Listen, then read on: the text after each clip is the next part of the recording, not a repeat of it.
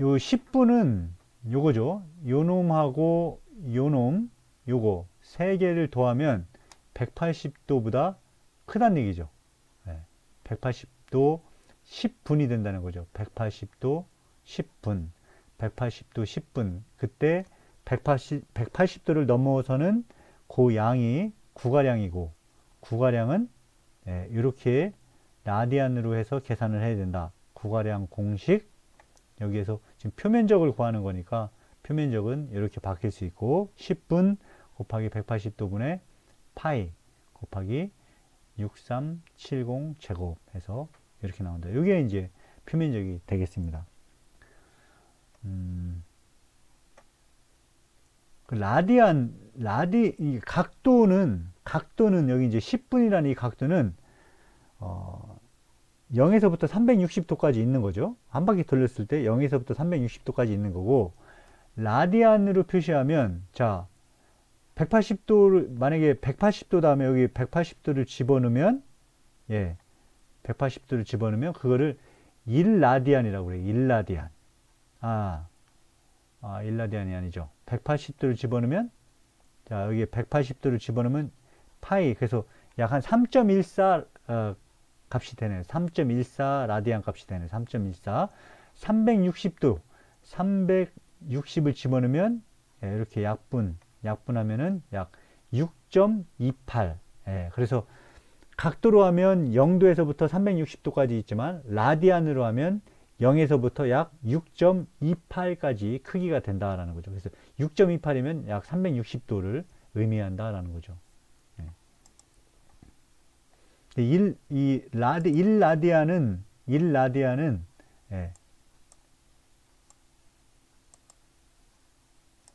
요 반지름, 이 반지름과 호의 길이가 서로 똑같을 때에 요 각도, 그거를 1라디안이라고 그래요. 1라디안. 이 반지름과 호의 길이가 똑같을 때의 각도, 그거를 1라디안이라고 합니다. 그래서 이 L은, 결국 L은 우리가 R 세타로 구하죠. L은 R 세타. 근데 L과 R이 똑같기 때문에, 여기에서 1은 그냥 세타가 되죠. 근데 이게 좀 이상하잖아요. 라디안으로 바꿔주면 여기에 곱하기 180분의 파이를 하는 거죠. 그래서 결국 요 세타는 약 57도 얼마 정도 되거든요. 57도. 그래서 1라디안은 아이고 여기네요. 1라디안은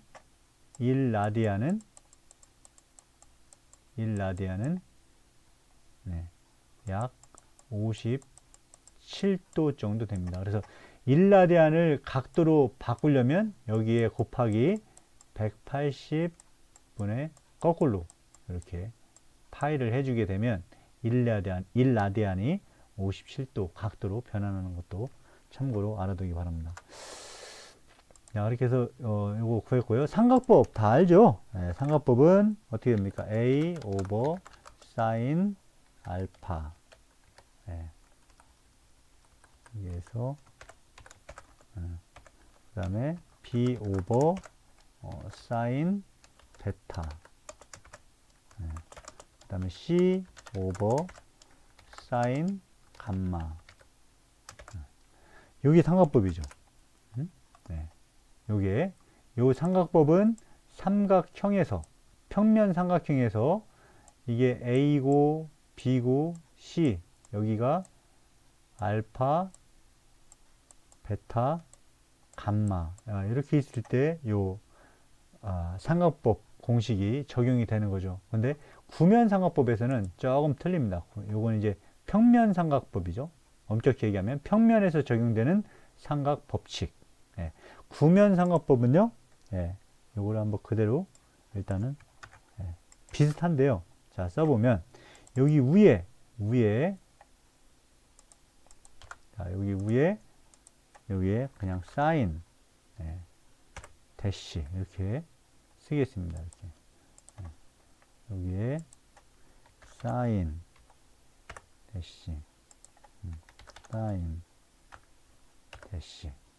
자, 좀 틀려요. 비슷한 것 같은데 좀 틀려요. 자, 평면삼각법은 요 알파는 각도고 A는 삼각형의 이 길이가 A가 되죠. A. 자, 근데 여기는 구면삼각법은 역시 알파, 베타, 가파 밑에 분모는 똑같아요. 분모는 알파, 베타, 감마 똑같아요. 위에는 어떤 값이냐?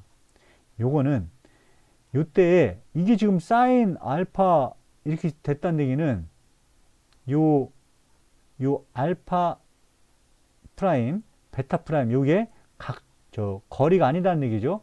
사인 안에 들어가는 것은 각도만 들어가는 거잖아요. 각도만. 그래서 요게 각도라는 얘기인데 요 알파 프라임이 어떤 각도냐? 자, 요거랑 비교를 해봐야 돼요. A가 원래 평면삼각형에서는 요건 알파는 여기고요. 요 A는 요걸 의미하는 거죠. 요거. 근데 구면삼각형에서는 알파는 요거고 요 위에 요 알파 프라임은 요게 아니고 요거를 이루는 요 각도가 알파 프라임입니다. 알파 프라임. 자, 요 삼각형. 요 원이죠. 원호. 부채꼴. 여기 중심이고, 이렇게 그렸을 때, 요 A에 해당하는 요 각도가 알파 프라임이다라는 거죠. 예. 자, 그러면,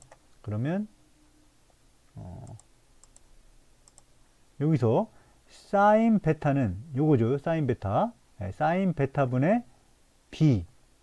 평면삼각법. 구면삼각법에서는 사인 베타분의 사인 B 프라임인데 요때의 B 프라임 각도는 뭐냐? 요 B에 해당하는 요 각도가 B 프라임이다라는 거죠. 네. 그거는 조금 여러분들이 눈여겨서 봐야 됩니다. 그럼 여기 정리하면 자 A, B, C 얘는 호의 길이죠. 호의 길이.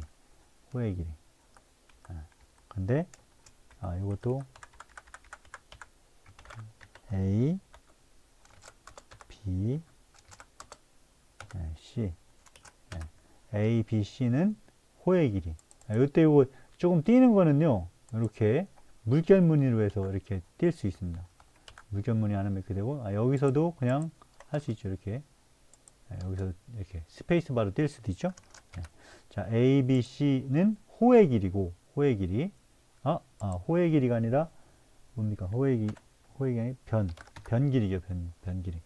이 삼각형의 요 하나의 변 길이가 되고 자, 여기는 요 A 프라임, B 프라임, C 프라임. 요것도 여기서 스페이스바. 요거는 뭐냐? 요거는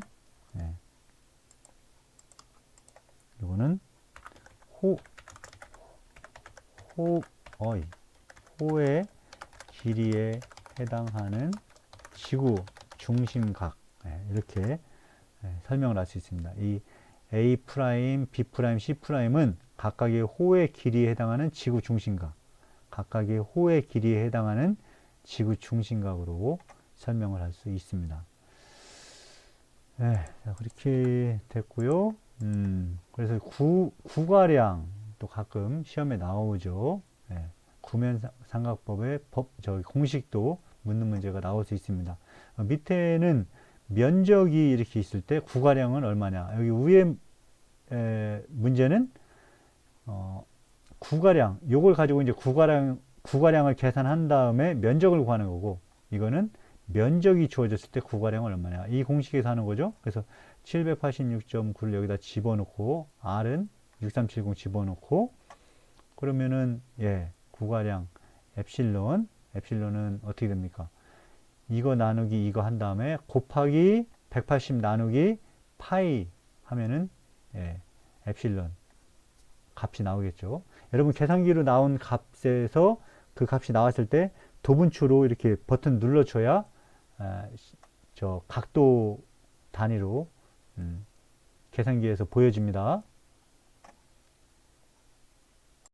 지적 법규에 대해서 다뤄보겠습니다. 지적 법규는 제가 교환을 올려놨죠. 스캔본을 올려놨습니다. 그래서 여러분들 스캔본 을 참조해서 제가 강의하는 거 같이 따라오면 되겠습니다. 근데 여기 요 책에는 지적 법규만 나와 있지 않고 지적 학 부분이 조금 나와 있어요. 그래서 저는 이제 측량을 전공했기 때문에 이 지적 학 부분은 좀 약해요. 제가.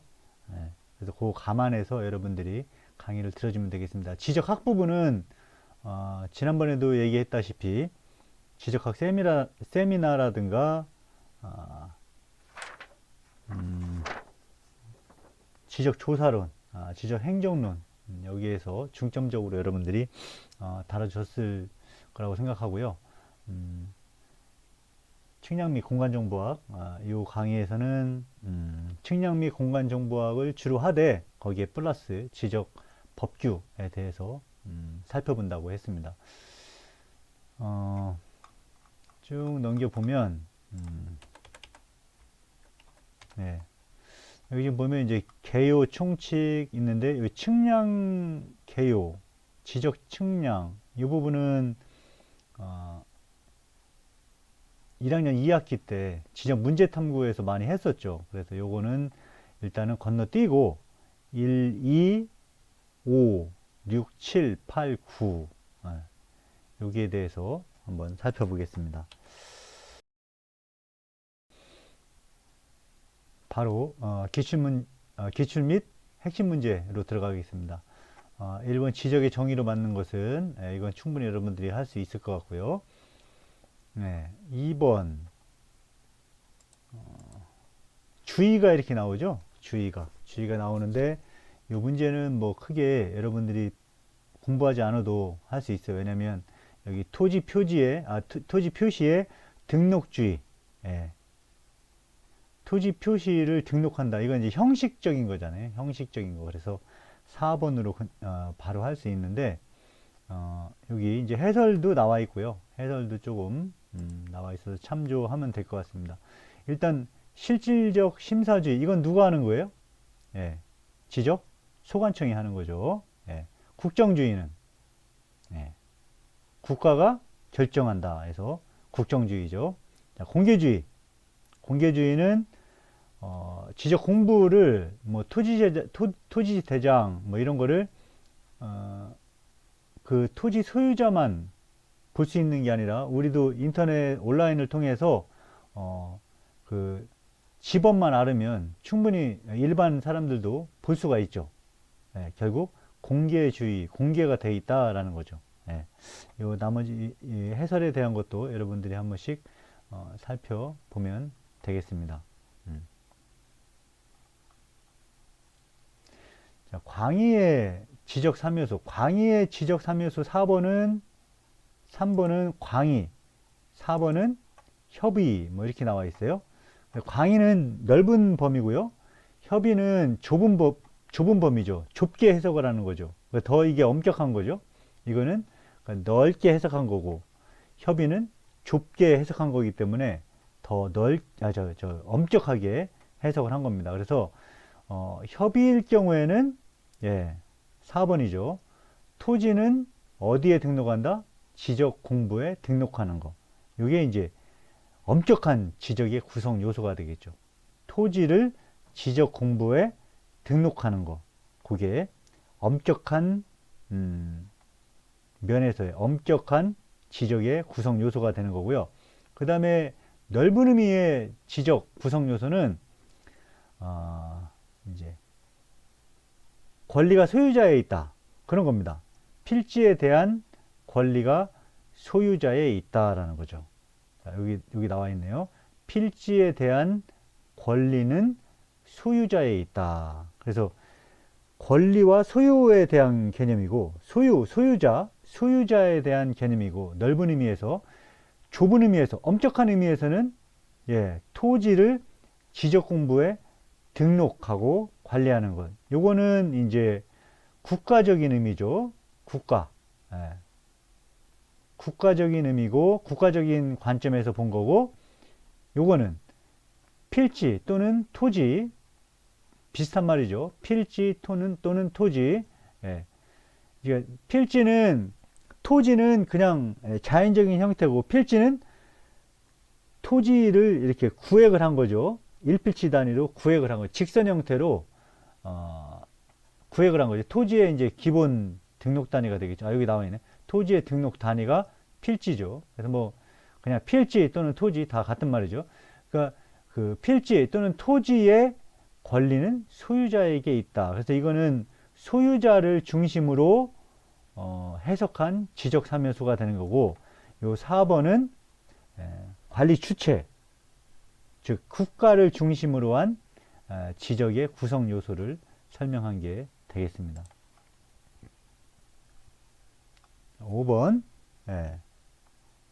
구성요, 토지에 관한 설명. 아까 토지, 필지 다 이런 거라고 그랬죠. 자, 토지는 인위적으로 구획한 필지의 단위. 여기서 이제 토지와 필지의 관계가 나오는 거죠. 토지와 필지의 관계.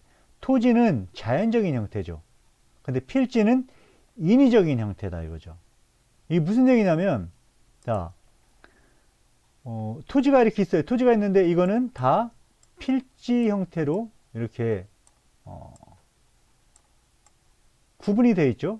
네, 그래서 여기 뭐 1-1, 1-2, 뭐 2 이렇게 다 구분이 되어 있죠. 그래서 이 전체를 토지라고 한다면 필지는 이렇게 된 걸 구획한 것을 필지라고 하는데, 여기 인위적이란 말이 있어요. 인위적. 자, 인위적이란 말은 뭐냐면, 자, 필지가 이런 식으로, 내 땅이 이런 식으로 돼 있어요. 근데 요거는 사실 토지고, 이거를 정확하게 지적 공부에 등록할 수 없죠. 이거를 곡선 형태인 토지를. 그래서 어떻게 합니까? 이거를 직선 형태로, 즉 이러한 변곡점, 그렇죠? 뚜렷하게 구분이 되는 경계점, 이 점들을 설정한 다음에 어떻게 해요? 전부 직선으로 연결해 버리죠. 직선으로 이렇게. 그래서 이렇게 쭉 연결하면, 즉 이게 파란색으로 된 이렇게 연결된 그것은 필지라는 말을 쓰는 거고, 자연 상태의 경계, 그런 것은 이제 토지라는 말을 쓰는. 그래서 여기 인위적이란 말이 들어갔고요. 그 다음에 요거는 이제 규정에도 나오죠. 지적 측량 시행 규칙. 찾아보니까 제 18조에 있어요. 제 18조 9항의 3호, 거기에 뭐라고 나오냐. 자, 그러면 자연적인 토지를 인위적으로 어떻게 구획을 할 거냐. 자, 이렇게 돼 있는데 그냥 여기에서 직선 형태예요. 직선. 필지는, 토지는 곡선 형태에 상관없지만 필지는 직선 형태란 말이에요. 직선 형태. 그러면 어떻게 이렇게 해도 직선 형태가 되는 거 아니냐라고 얘기를 할 수 있죠. 이렇게 해도. 근데 이거의 기준은 뭐라고 그랬어요? 거기 지적 측량 시행 규칙 제 18조 9항 3호에 보면, 자, 이렇게 했을 때 요 곡선 형태의 가장 멀은 요거를 종고라고 하죠. 종고인데 가장 가운데에 있는 종고, 이거를 중앙 종고라고 하죠. 중앙 종고. 이 종고의 길이가 5cm에서 10cm, 5cm에서 10cm 이내로 되게 직선을 이렇게 구획을 한다라는 거죠. 그래서 여기서 이렇게 갈 수 있으면, 이게 만약에 5cm 이내면, 5cm에서 10cm 이내면 이렇게 갈 수 있는 거예요. 근데 이렇게 가려고 했더니 이 길이가 15cm다. 그러면 이렇게 못 하는 거죠. 어떻게 해야 돼요? 더 이렇게 세분하게 직선을 이렇게 못하고 이렇게 한번 걸쳐서 가야 된다는 거죠. 이런 식으로 걸쳐서 가야 된다는 거죠. 그때 요게 5cm에서 10cm 이내가 되도록 이렇게 직선을 구획을 한다라는 거죠. 그래서 1번은 이제 그런 뜻이고요. 2번 무인도도 다 포함이 되죠. 2번이 틀렸네. 무인도도 다 포함이 되죠. 그 우리나라 땅인데. 자, 통치권이 있는 모든 토지 맞고요. 그 다음에 해안선에서는 만조위, 최고 만조위는 뭐예요? 물이 가장 높게 차올랐을 때, 물이 빠지기도 하고 들어오기도 한다고 그랬죠. 들어오는 걸 썰물, 밀물, 빠지는 걸 썰물이라고 했을 때, 밀물 들어왔을 때, 가장 많이 들어왔을 때 그 선, 그게 최고 만조위 선이죠. 해안선이기 때문에 만조이고요. 하안선, 해는 바다의 선이고, 하안선은 육지, 내륙, 물, 강물, 냇물, 시냇물, 강물, 이런 거. 강물 같은 경우는 이제 뭐 전라도와 전라북도와 전라남도, 뭐 충청남도와 전라북도 이런 경계는 보통 강을 기준으로 이렇게 경계를 내는데 그 강을 기준으로 할 때 가장 많이 강물이 올라왔을 때, 강물이 예를 들어서 강물이 이렇게 있는데 이게 강물이에요.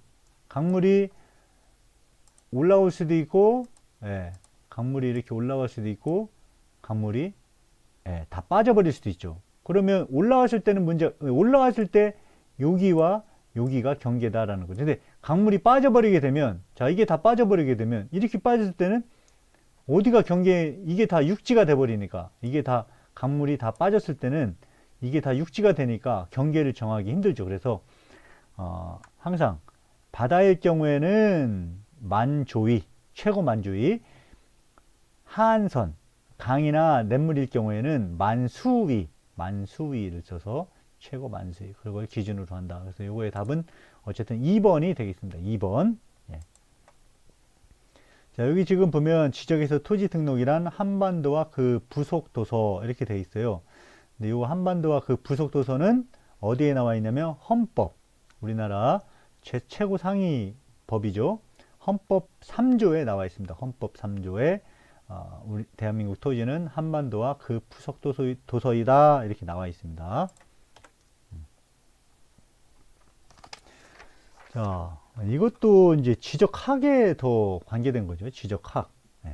지적학.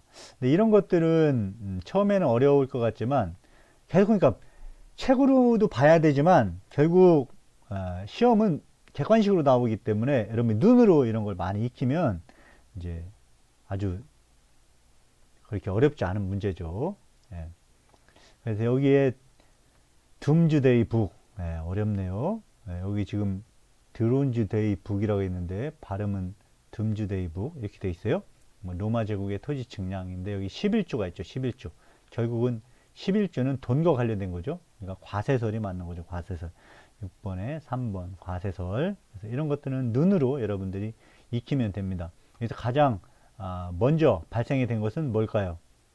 가장 먼저 발생한 것은 치수설이죠. 치수설. 치수설. 처음에 이제 먹고 사는 거죠. 도시국가 단위. 과세설이나 지배설은 이제 도시국가에서 점차 이제 더 규모가 큰 국가가 형성됐을 때 나온 게 되겠죠. 토지 측량은 이제 이거는 치수설이죠. 치수설. 그렇죠. 2번 치수설이죠. 치수설.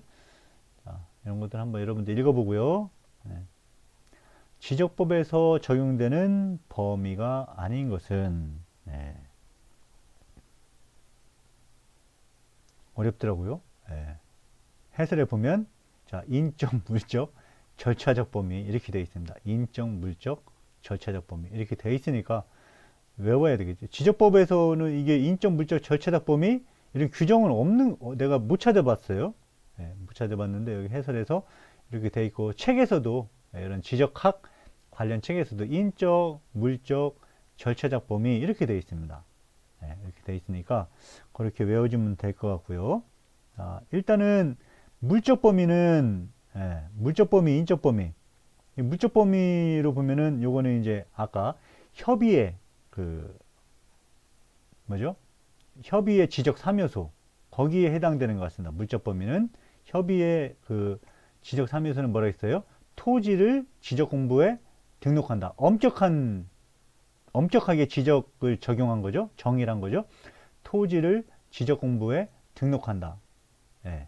그게 이제 물적 범위에 해당돼요. 인적 범위는 이제 소유자. 물적 범위는 국가 중심, 인적 범위는 소유자 중심이기 때문에 이건 뭐라고 했어요?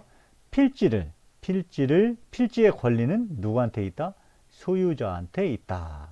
예, 그래서 그렇게 이제 요거 관련해서 그렇게도 여러분들이 이해를 하면 쉽게 답을 찾을 수 있을 것 같습니다.